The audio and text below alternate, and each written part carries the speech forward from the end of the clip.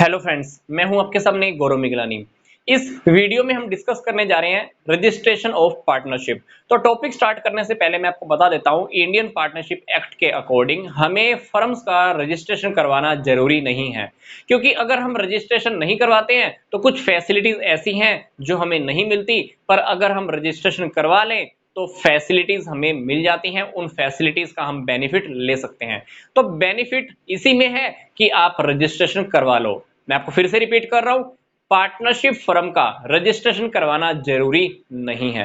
अगर आप रजिस्ट्रेशन करवा लोगे तो एडिशनल बेनिफिट हमको मिल जाते हैं। अब हम डिस्कस करते हैं कि रजिस्ट्रेशन करवाने का क्या प्रोसीजर है। गवर्नमेंट ने हर स्टेट में फर्म्स के रजिस्ट्रार को अवेलेबल कराया हुआ है। फर्म्स के रजिस्ट्रेशन के लिए किसको अवेलेबल कराया हुआ है? रजिस्ट्रार को। ये रजिस्ट्रार क्या करता है? फर्म्स का रजिस्ट्रेशन करता है।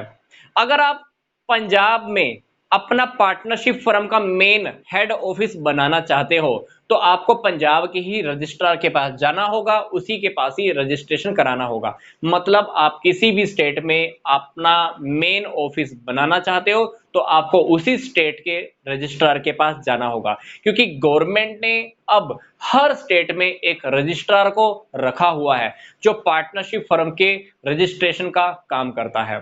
तो हमें क्या करना है? उस रजिस्ट्रार के पास जाना है, एक फॉर्म फिलअप करना है, फॉर्म के साथ एक फीस पे करनी होती है, तो रजिस्ट्रेशन आपका हो जाएगा अगर वो रजिस्ट्रार फॉर्म में हमने जो भी इंफॉर्मेशन दी है उससे सेटिस्फाई हो जाता है। तो मतलब हमें जो फॉर्म फिलअप करना है, फॉर्म रजिस्ट्रार स्टडी करेगा। अगर वो सारी बातों से सेटिस्फाई हो जाता है तो आपको सर्टिफिकेट ऑफ रजिस्ट्रेशन अवेलेबल हो जाता है।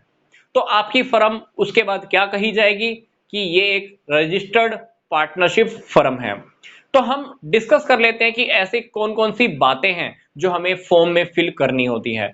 फॉर्म के अंदर हमको फिल करना होता है फर्म का नेम क्या है, फर्म का बिजनेस क्या होगा, फर्म का मेन हेड ऑफिस कहां पे होगा, मतलब फर्म का जो ऑफिस है मेन, जहां से हमारी सारी एक्टिविटीज ऑपरेट होने वाली है, उसकी भी इंफॉर्मेशन हमको फॉर्म में अवेलेबल करानी होती है। हमको ये भी बताना होगा कि बिजनेस हमारा कौन कौन सी और लोकेशंस पे चल रहा है, क्योंकि हो सकता है कि आपने पंजाब का एड्रेस दिया हो, बिजनेस आपका कहीं और भी चल रहा हो, तो आपको दूसरी जगहों की भी इंफॉर्मेशन देनी होगी जहां जहां आपका बिजनेस चल रहा है।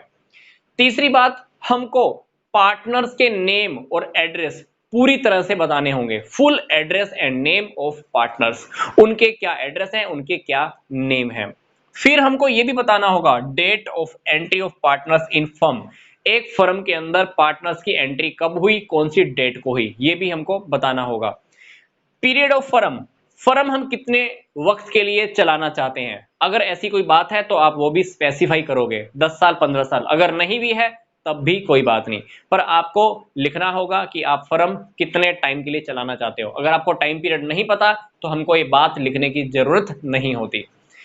फिर है सिग्नेचर, सभी पार्टनर्स को सिग्नेचर करने होंगे, उनके सिग्नेचर फॉर्म पे अवेलेबल होने चाहिए या उनके रिप्रेजेंटेटिव्स के।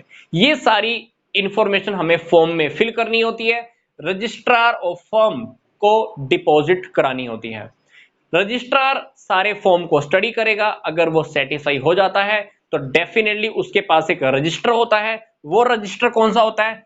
फर्म्स के रजिस्ट्रेशन का रजिस्टर, एक ऐसा रजिस्टर जिसमें सारी फर्मों का रजिस्ट्रेशन नोट किया जाता है। तो वो वहां पर एंट्री कर लेगा कि इस फर्म का रजिस्ट्रेशन मैंने कर दिया है, प्लस आपको एक सर्टिफिकेट भी देगा जिसको हम कहेंगे सर्टिफिकेट ऑफ रजिस्ट्रेशन।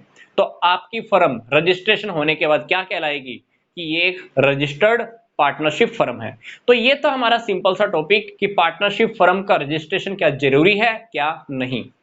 फॉर्म में हमें कौन कौन सी बातें फिल करनी होती है, फीस की बात आ गई, रजिस्ट्रार की बात आ गई। तो ये छोटी छोटी बातें हैं, अगर आप पार्टनरशिप फर्म रजिस्ट्रार करवाना चाहते हो तो हमको ये बातें ध्यान में रखनी होंगी।